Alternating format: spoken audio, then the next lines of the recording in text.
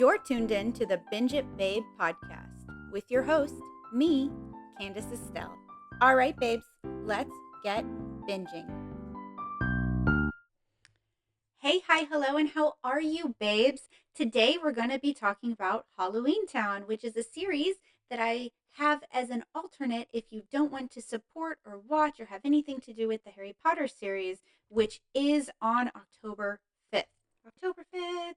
So the Halloweentown series is a group of movies. I think there are four of them. Yeah, I almost said three. There are four of them, and they follow Marnie and her brother and sister while they learn about Halloweentown, which is a magical place where their grandmother lives and their mother grew up.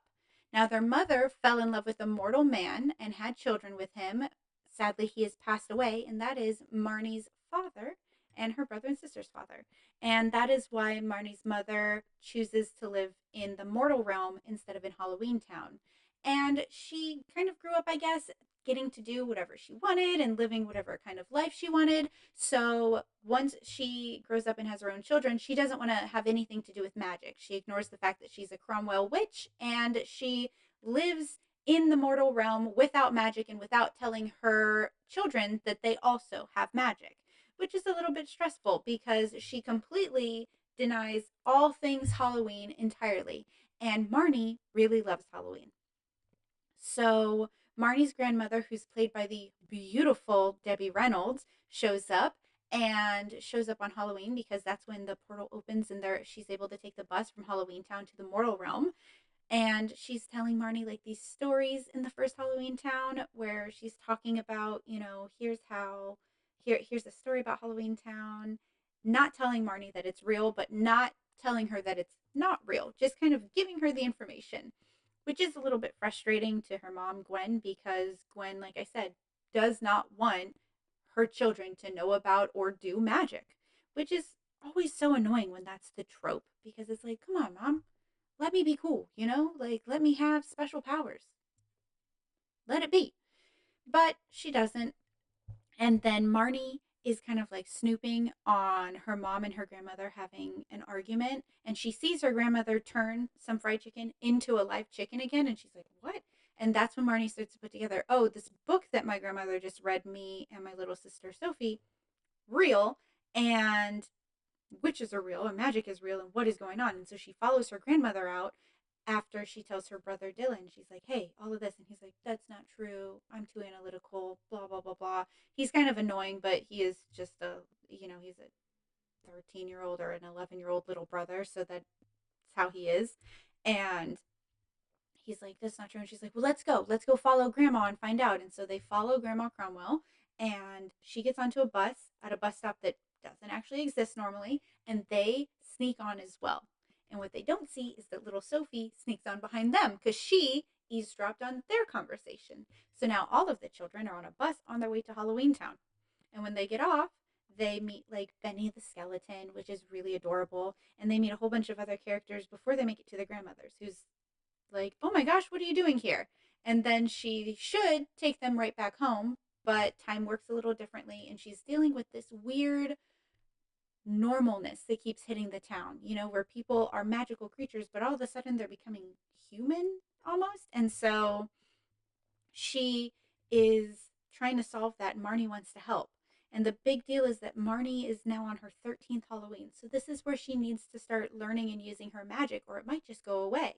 And that's what Gwen wants. But that's not what Marnie wants, and that's not what her grandmother wants. And now that she's in Halloweentown, she helps her grandmother figure out what's happening, which is that Calabar, who's our evil mayor, is up to, no good and basically normalifying all of the magical creatures in town or freezing them or doing something bizarre to them. Like, it's not great. And these are DCOM movies, which stands for Disney Channel Original Movies. So these are all TV movies. They definitely all look like they're TV movies. They all have kind of the same plot that feels like they're TV movies. But if you grew up around that time, I think these are all really nostalgic movies for you. I was a little bit too old to have liked Halloweentown when I was growing up, like when they came out. But I did really like them because I also grew up in a household that like wasn't about this type of lore or supernatural or anything like that. So for me, it was like my first little taste. And when I watch them now, they are very nostalgic, but they are very cheesy. Like, oh my gosh, this is a cheesy pizza, cheesy.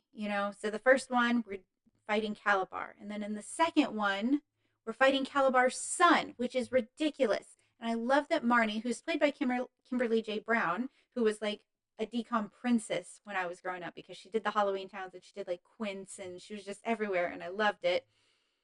Her and the actor who played Calabar's son are married in real life now. And if that isn't the cutest, most wonderful little love story, like that's amazing. They knew each other as child actors and now they're adults. They're my age, maybe a little older, and they're married. And I just love it. I love it. It brings me so much warmth. It makes me like the series more because I know that these two people who are children while I'm watching them on screen are now together in real life, which is very cute because in the second movie, Calabar's Revenge, where it's the son doing all the things, um, he does flirt with her. Like that's what happens is she has a crush on him and he's flirting with her and it's not until the end that she realizes, "Oh, he was the bad guy," which ain't that always the case, Marnie? The guy you like ends up being a bad guy. Life lesson there for you guys, right in Halloweentown too. Okay? You got to be careful with boys or girls or anybody. Be careful, but also keep your heart open. Don't don't shy away from love either. Okay, moving on. No more life lessons. So that's the first two. The third one is Halloweentown High. I was for sure too old when this movie came out. Like this was not for me. But I have a younger sibling, so I watched it for them and I enjoyed it. It's cute, it's fun. Marnie is now in high school, but she's in high school in the mortal realm and she's trying to bring monsters to the mortal realm so they can go to high school as well, like an exchange student program. But she's making the monsters seem like humans when she's there. However, the council doesn't like this like integration from Halloweentown, and so they're kind of stepping in and doing evil stuff to make the experiment go wrong, so that it looks like it's bad, so that they can close the portal between like the mortal realm and Halloweentown forever, so that mortals can never access Halloweentown and vice versa.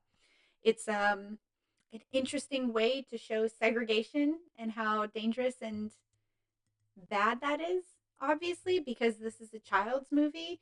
Um, but that's really the message, right? Segregation is not the right answer. And the people who are orchestrating it almost always do it under, you know, cloak and dagger, shadow of the night type situations, and good must prevail, which is always a lovely message. So that's the third one. The fourth one is really interesting because that is Return to Halloweentown. And the only person who doesn't, or one of the people who doesn't return to Halloweentown is Kimberly J. Brown. Marnie at this point is now played by Sarah Paxton, which I find really bizarre. I don't understand why they did that. I know Kimberly J. Brown has done a couple of interviews where she talks about it and she's like, oh, it's because she was really up and coming at that time. She was the it girl. That's what makes sense. I don't think that's what it was. I have a theory on what I do think it was, and I'm not gonna put that out into the world because it's a little bit more negative, and it's not something I think should be in the world. Sarah Paxton does a good job as being Marnie, but she's not Marnie, so it's just weird. And I feel like with DComs, especially if they have more than one, that's kind of the thing that happens is they're just like, oh, we're gonna replace this character. We're never gonna address it, and you just believe it now. And then we would. So Sarah Paxton's Marnie is now going to college, and her brother Dylan, who has skipped a grade, is going with her, but they're going to Witch University. So now they're going to college in Halloweentown, in the magical realm. And she is a Cromwell, which is like a very well known line of witches. And so she has to kind of break almost a family curse, something that happened hundreds of years ago, I think with her grandmother, and put an end to, yet again, some tyrannical overlords that are now at the university. And her brother tags along. Dylan tags along in all of the movies and is the only sibling that appears in all of the movies because Sophie isn't even in the last one, like in any way, I don't think. And so it's one of those things where, like, Dylan I kind of ignore because he was just like, oh, he's the little brother. But he's the straight man for these movies. He's the voice of reason. He never wants to admit that he has magic, even though he does, because he's analytical and it's science and this is not the way it is, you know? And he's a push up your glasses, I don't believe it kind of kid, which is actually kind of funny as an adult. But as a kid, I remember being like, oh, you're such a drag. Just let me have my magic, you know? So I love witchy things. I think if you want to share witchy things with your kids, but you don't want it to be too intense and you don't want it to be scary, Halloweentown, good to go. Like I say, 5, 6 years old and up, easy peasy to watch this. I think if you're a little bit younger, some of the stuff might be too scary for you, like Benny, because he's a skeleton cab driver, you know? But other than that, go for it. This is a fun series to watch with your children. I think it's probably more fun if you if you grew up watching them, which is bananas to think now that people who grew up watching these movies where it was age appropriate for them could now have children. Time is crazy, y'all, and it's freaking me out sometimes. I don't have a lot to say about these movies because if I say too much, I'll just be giving everything away, which I usually do. But I don't really want to do that with all four of these because you either kind of love them or you find them ridiculous and cheesy. I kind of land in the middle. I find them really ridiculous. I find them very cheesy, but I have so many fond memories of like waiting for the premieres for the latter ones, you know? I think they're a good family watch. I don't have them ranked on this list because they are an alternate and I didn't think that was fair. But, you know, they're solid and you can watch them or you can not watch them. You can love them or you can find them annoying, but they serve the purpose they did for late 90s, early 2000s children, you know? Magic without it being scary, witches without them being evil. I think that's great. This is around the time when Disney was doing a lot of that stuff. Like they do that movie, like My Mom Has a Date with a Vampire, I want to say it was, which I fully remember because I feel like the vampire is the dad in The Nanny, you know? And then I don't think Casper's not Disney. I think Casper might be DreamWorks. But I feel like they had something else around this time with DComs that were similar to this. Oh, Twitches with Tia and Tamara Mowry, who were like little Disney princesses for me growing up because they did Sister Sister, and then they had like Twitches later down the road. I think they also were in like Smart Kid or whatever that one was with their little brother who's like a little genius. And then so yeah, Twitches, My Mom Has a Date with a Vampire, all the Halloween towns. These DComs are like legitimately they're classics. They're children's classics, and I think that's really fun.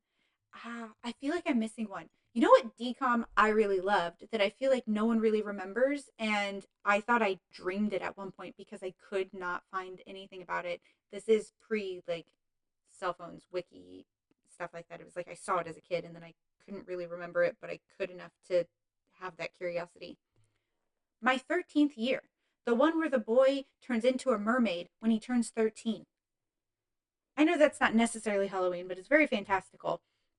I remember that movie so clearly, and no one knew what I was talking about.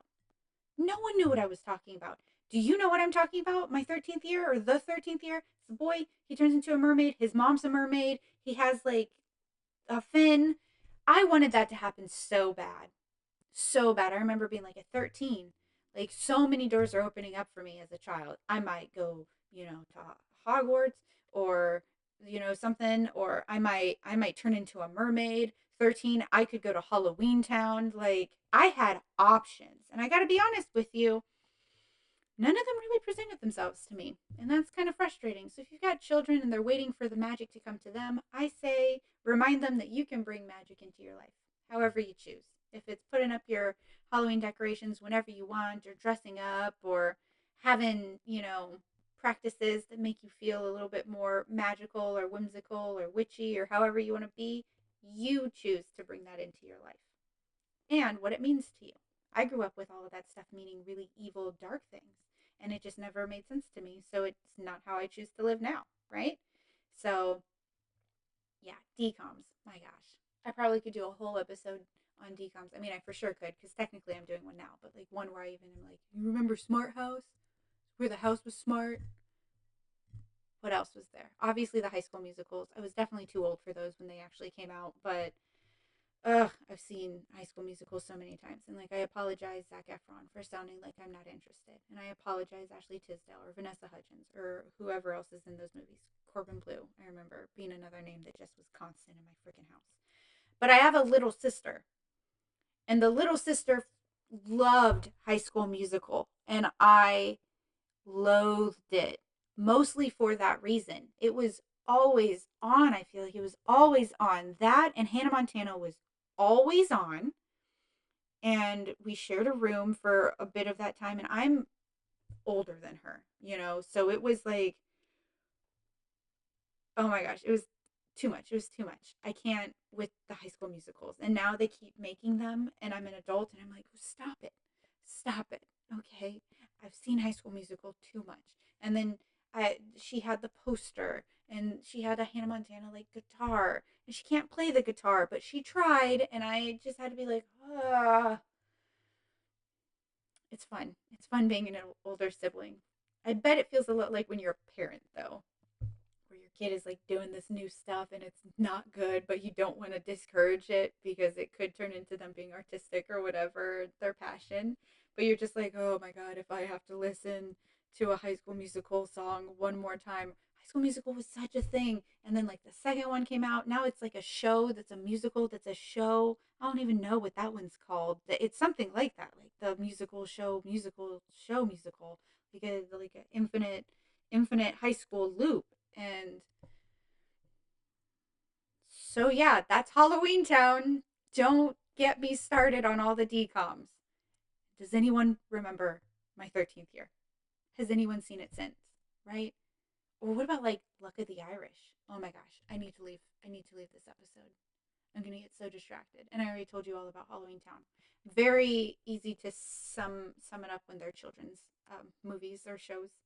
It's harder to like give more details because I don't want to fully spoil things. This is one of those things I feel like if you didn't grow up watching it, you probably haven't seen it because like streaming, not a thing when those were coming out. And I don't know if they're really streamed as much now. And if you do see it, are you going to choose that or are you going to choose something newer, right?